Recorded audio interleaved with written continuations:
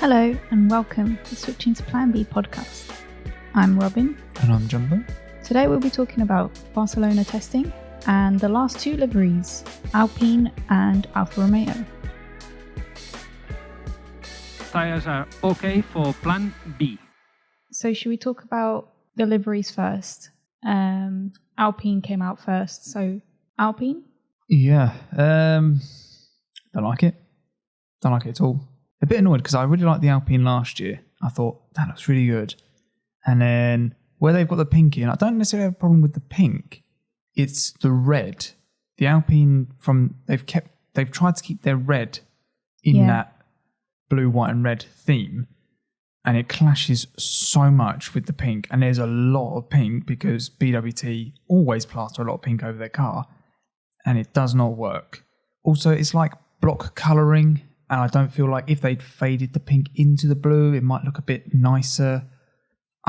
There's so many things that I just don't think work with that car that I don't really know where to start. But definitely the red is the big no-no. The big red and pink is, yeah. It's the map free on the side and then the red at the back, which that map free is literally right next to the pink. And it's just like, no, it does not work. Yeah. The French flag isn't so bad, but still. And then you've got the red of the Castrol as well. Yeah, I'm not feeling this. This is worse than McLaren, I think. Mm-hmm. Yeah, I agree. Alpine is not a good livery this year. I also don't like the BWT logo is a blue and the Alpine blue is a different blue. But they're close enough to just make it just a bit off. Yeah, I don't get why they couldn't use the same blue. Yeah. Like, for me, BWT, you don't have to have your blue on the car. If you've got your pink, everyone knows your pink. It could have easily, the BWT rather, could be the Alpine blue and no one would complain and no one would know the difference either. But because it's not, you do notice it's slightly different. You go, that's a bit weird. Yeah. To be fair, if you did that, it wouldn't fix the car anyway. Yeah. The pink one is better, which they're running for the first two races. I prefer the pink one. I prefer the pink one. I think the pink one is better. I think everyone's kind of said the pink one is better, but it's still got a weird blue bit at the back. Yeah, it just feels like Alpine are just clutching onto Alpine. And I'm like, you've sold yourselves to BWT. You might as well just get rid of your own colours.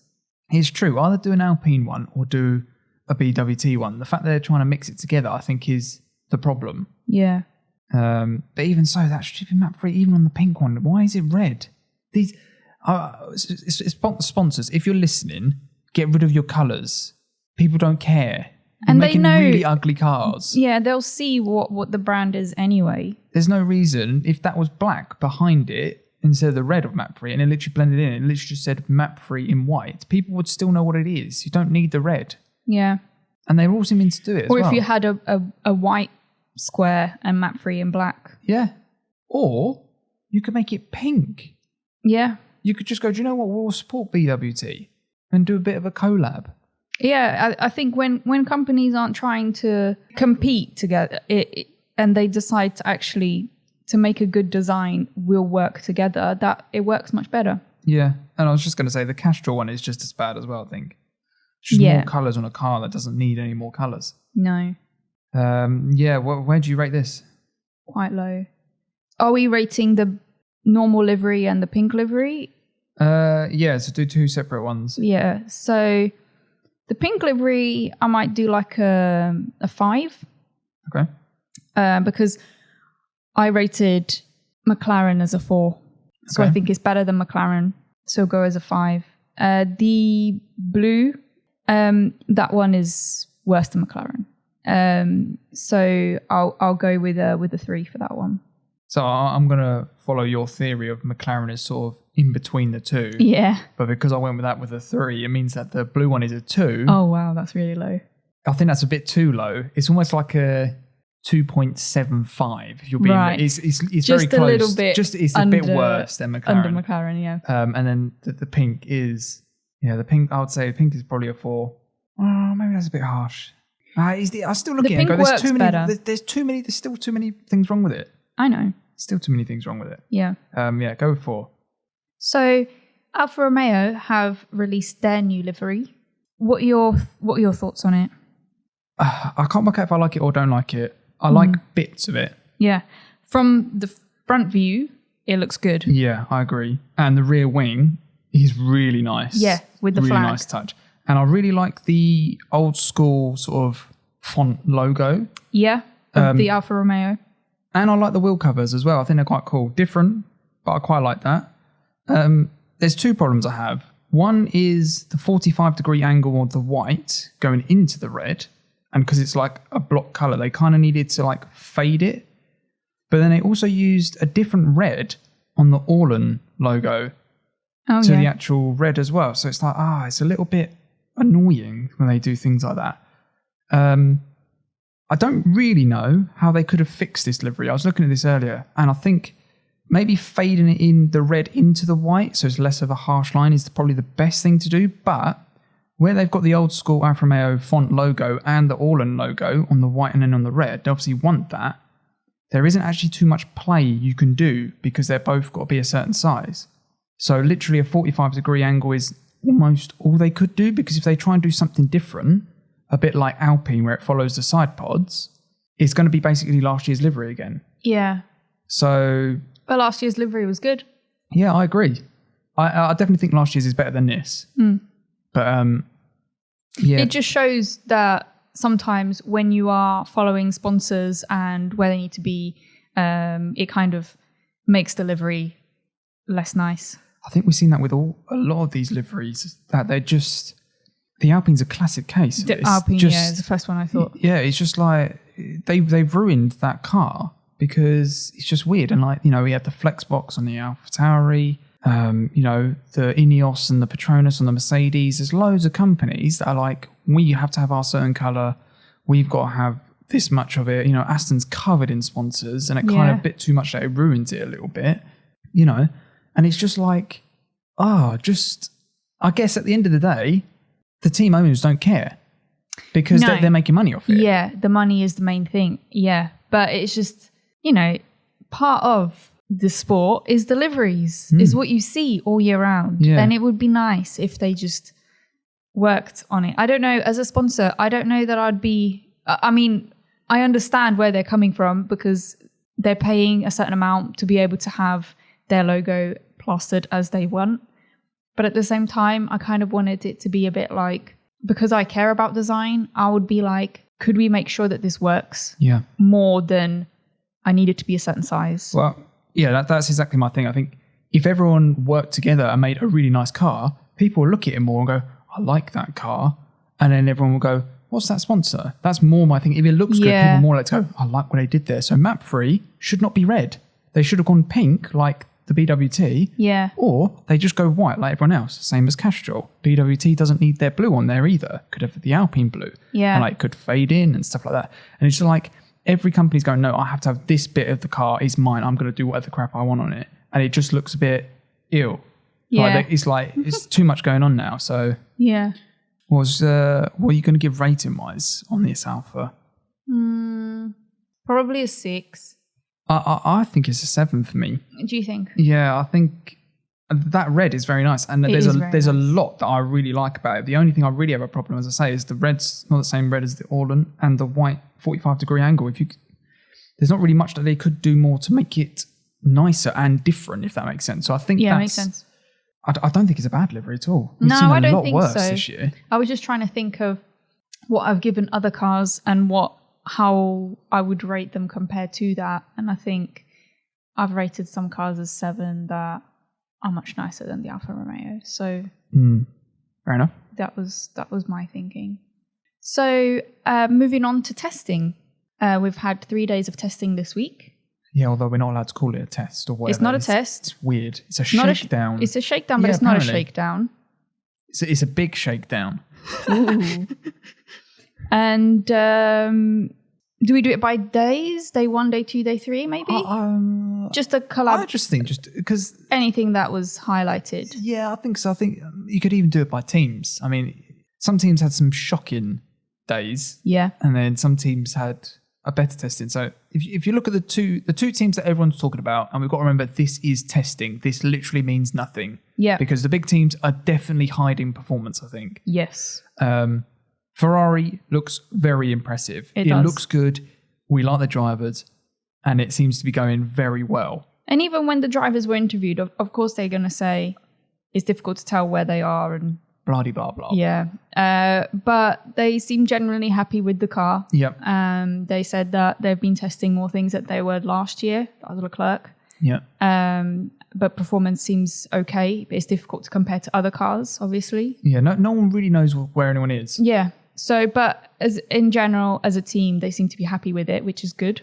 You can normally tell by their reactions. So the Ferrari boys were very smiley, as were the McLaren boys. Yes. So, and when you looked at Red Bull, Mercedes, they weren't as smiley. So you're thinking they know they've got work to do, whereas I think McLaren and Ferrari are a bit like, oh, we might be better than we think we are. Yeah. So that was the other thing. You say that, but then we've also got Lewis doing really well in the first two sectors and then dragging his feet slightly to... The Mercedes are playing games. Yeah. But we don't really know where anyone is. But if you looked at last season, Red Bull did look good in testing and then they were much closer to Mercedes. But Mercedes didn't have a great test. You could see that they were a little bit worried, but they still won the first race. I think they've got problems. I think every team has got problems that they need to sort out. A lot with the bouncing, porpoising, whatever you want to call it. I don't think anyone said porpoising as much as they have in the last week. I know. Before. I didn't even know what it was before. No. I was like... I knew it was some sort of like sea mammal, but I was like, why is everyone talking about sea mammals all of a sudden in F1? No. There we go. Porpoising, yeah. Sometimes it's cheese, sometimes it's mammals. Yeah. If it's Ted. Ted loves his cheese, doesn't he? Ted Snake, but Baby Bell. Anyway, we won't go into cheese. McLaren looks very good again. Lando did, I think, the fastest lap on first or second day. One of the days. Has the quickest lap time. First day, I think. Ferrari quickest second, I think. Yeah. My only other comment was going to be that the McLaren still looks ugly during the daytime.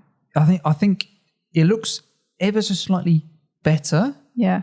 But the colours, when you get highlighters, you get your orange, your blue, your green and your yellow. They've literally gone, we'll have the orange and blue and we'll make a car out of it. I think that's what the designers did. They go, I haven't got any Sharpies, I haven't got anything, I haven't got whatever they use. They've just found highlighters and they've gone, those colours, we'll take those and we'll use those. Because on the track, it does really look so like the bright. highlighters. It is so bright.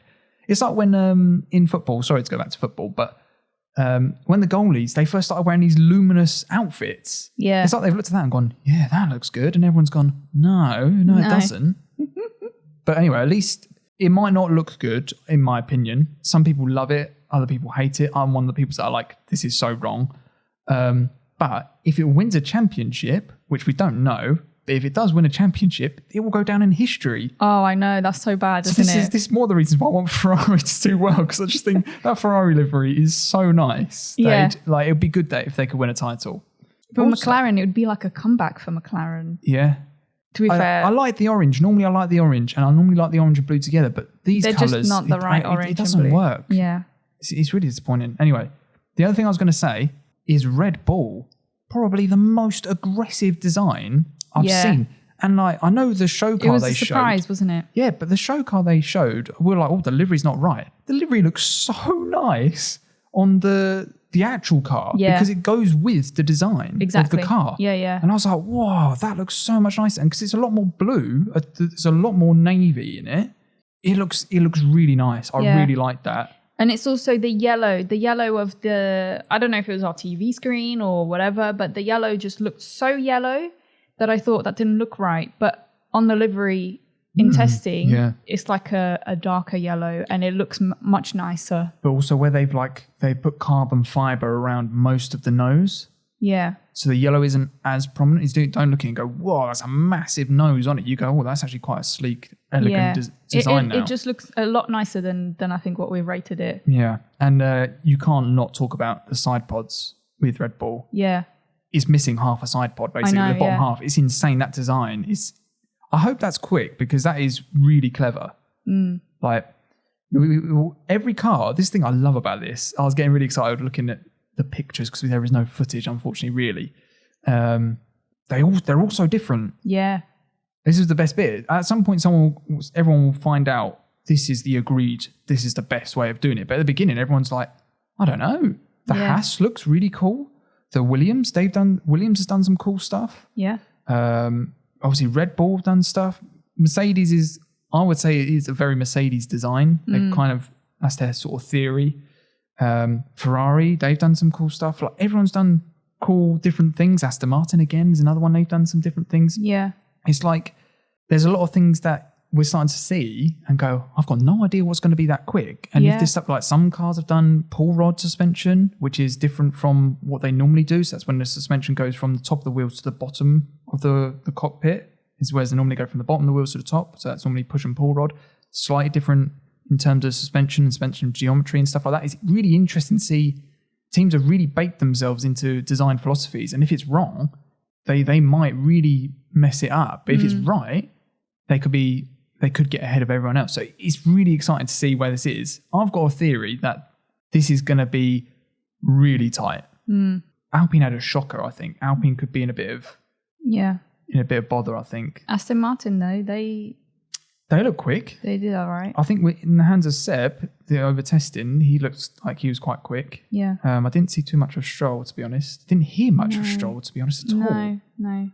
The Haas had a difficult test for multiple reasons. Yeah. Obviously, a lot of news came out this week about, the Russian side of stuff. We won't delve into that too much, but I just want to say we're sending our love to anyone that's been involved in that and just hope that everyone's able to stay as safe as possible. Yeah. Obviously, it's not a great time for everyone, but don't want to dive too much onto that because it is a political topic and I don't want to get too much into politics, but just hope everyone's staying safe and hopefully it can be resolved in as peaceful and a safe manner as possible. But it's a shame, really. Yeah. But obviously with Haas, looks like the main sponsor's gone. Yeah. And possibly Mazepin as well. So, if Mazepin goes, we've got the whole question of who steps in. Is it going to be Fittipaldi, who's the reserve driver, and that's kind of the role? You step in when one of the other drivers isn't there. So you would think rationally it would be him, but then, you've got some great drivers that aren't on the grid. Hulkenberg's one. Yeah. Mazepin's another. Yeah. Not Mazepin. Magnussen could come back though. They are doing other things. Yeah, I was going to say they're both like test drivers for other teams, aren't they? Magnussen is doing sports cars stuff, so I'm not sure he would get out of that easily. Yeah. Hulkenberg is Aston's reserve driver, so he would be in a contract. Talking about Piastri, who is again reserve driver for Alpine, but obviously F2 champion. I'm surprised no one's chucked around Nick de Vries at all. Yeah. I don't know why. Antonio Giovinazzi's been chucked around, but again, he's Formula E. Yeah. So I don't know if that clashes with Formula 1 in terms of schedule. Don't know. But there's loads. There's loads of good drivers they could get in. Yeah. Could be quite exciting because if they could get someone that's got a bit of experience, that could really help Schumacher along and just help pull that team along. Yeah. But either way, I think, Mazepin, obviously, we're not sure if he's going to be sitting there. They haven't got a title sponsor. There's a lot of stuff that they're going to have to do, which I assume will be coming out over the next couple of weeks. Yeah. But it's a lot of work, especially because they've also had quite a lot of trouble with their car. Yeah, just that they were saying it's like they're expecting, you normally get like what they call gremlins, just things that at the beginning with a new car, you just need to sort them out and stuff. Yeah. I don't know if it's just that or there's a bit more to it, but everyone, from the noises we were hearing, that Haas looks like it could be a decent car. They just need to get it going. Yeah. Well, I think, I mean, they were on the bottom of how many laps they did. Well, it wasn't as bad as Alfa Romeo. Yeah, true. Did they look like they're in big Alfa trouble? Romeo looks like they're not doing so good. It's not good news for Bottas, well, is it? Bottas, I think it's something stupid. I think Bottas did like 30 laps. Yeah. Like Max did and Gasly did 147 in one stint. Yeah. So it's like Bottas has had like no running basically. Yeah. Over 3 days. And we know what he's like when he gets a bit stressed out. Yeah. So... Well, I just think it's not going to look good for him. It couldn't have gone any worse. Yeah. For Bottas, a new team, you just want to get in the car, new car. Yeah. And also the fact that they're only they were the last ones to show their livery. Yeah. Just kind of feels like maybe they are not ready. I don't know. It's difficult to say, isn't it? Like I was a bit concerned that Red Bull might not be ready, and they've turned up with a brand new. Is a little bit different because Red Bull is Red Bull. They have the money, they have the resources. Alfa Romeo don't don't necessarily have the money and resources, if that makes sense. Or were not known to have money and resources prior. Yeah. So, I mean, Red Bull could have literally just worked on it, had a small Christmas break, and then just work. And I think that's what they did do. I think Corner said. Whereas even if Alfa Romeo did that, not that they don't have the knowledge, but I just don't think that they do. As a team that's like midfield, closer to the back of the grid, you don't have the same knowledge as a I wouldn't say top team. I wouldn't say it's knowledge. I think that it's, a lot of the big budget teams, they have so many people working on it. Like, it's the staff back at home that are running simulations, or like, they've got Mercedes have so many people that are constantly just working on stuff. Like Russell was going back to do simulator work when Hamilton flying back from Barcelona to go and do simulator work, back in England. Mercedes, the Mercedes headquarters. I've forgotten where it is now. Someone will tell me in the comments, I'm sure. But it was like, that's insane. So he's literally going back to do more work and get the simulator going and make sure that the stuff that he's feeling in the car on a track is the same as they're getting the data from the simulator and stuff. And you're thinking, are other teams able to compete with that kind of stuff at the moment? We don't know. Like, I generally don't think it's knowledge. Also, with these new regulations, they kind of have to do a show and tell, a bit like back in school where you'd go, here's my frog, or something like that. Do you know what I mean? Like, or like, here's my dad, he's really cool. Well, when you're at school, you just do random stuff like that, show and tell. And they kind of have to do that now with the cars. They have to leave the cars out and everyone has to look around. And I think that's why engineers and stuff are sort of going, yeah, this is what we're doing. Because legally, they have to say what they're doing anyway, and everyone knows what they're doing. So everyone can look at Ferrari's, side pod and go, well, yeah, I can see what you're trying to do there. Trying to get more rear downforce or whatever. Yeah. And that's one of the reasons why I think the field will be much tighter. And also the cars, when we get to Bahrain, they're going to be so different. So many cars will be looking at Ferrari and McLaren who they think are closer towards the front and going, oh, we didn't think of that. Yeah. Because some cars are running really high front wings. Some cars are running low front wings. Some cars are everyone's doing different things. And everyone's going to go, I didn't think of that. We'll try and see if that's going to work on our car or not. Williams, we didn't really hear too much about, to be honest. It was a very quiet test, which I generally didn't see much of them at all. No. I don't think they weren't setting the time to lie, but no one really wants to in testing anyway, so it's difficult to say where they were. Yeah. It looks the livery in the car looks quite good on track though. It was so close to the floor, like to the road. It was, yeah. I was like, wow, I was thinking it's going to be interesting because I don't think Barcelona really has the big sausage curves that some of the other tracks have.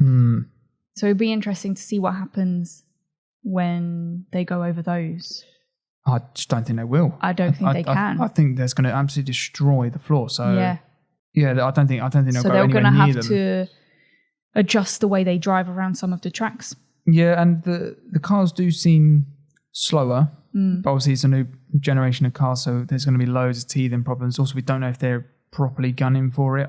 I doubt it. No, I don't think you would in testing. It's not what you're there to do. You're there to just make sure that the car drives. There's nothing stopping you from driving, nothing pulling you back. To be fair, I don't know what they really... And I think where this isn't Bahrain testing, when we go to Bahrain, you literally got the next week is the race. So that's where you're going to see people actually turning on full power, putting in aggressive laps and hoping sure that the car isn't porpoising or bouncing around. But either way, I think it's going to be good. My initial gut instinct from looking at it is no one knows because it's testing. And two, every car is different and it's so cool. And I think everyone's going to be a lot closer than they have been in previous years. I can't see one team just walking away with it. Yeah, it should be an exciting season. Yeah. And some teams might have got it really wrong and they might be quite far back. But I think hopefully they will be able to reel it back in and be closer to the pack as well. So it's just interesting to see what all these other teams are doing. Yeah. I mean, as you say, testing, you can't really see performance at all. No. And I think it was Lewis Hamilton was saying, he said, do you know where you are? And he says, no one knows where they are, basically. Yeah. He's like he's been around for a long time. So, yeah. I think the main thing from these last few days is seeing all the cars in daylight, driving around a little bit, because you saw a little bit of footage of them driving, and some images, and that's been quite cool. definitely like it's nearly season. Yeah. You get that little excitement going. Exactly. But I think that's it. So that's everything for today. We'll be back next week. You can find us on Apple Music or anywhere you listen to your podcasts. And if you've got any questions, let us know in the comments. And hopefully we'll answer them in the next podcast. Yeah. All right. Take care, everyone. And we'll see you next week. See ya. Tires are okay for plan B.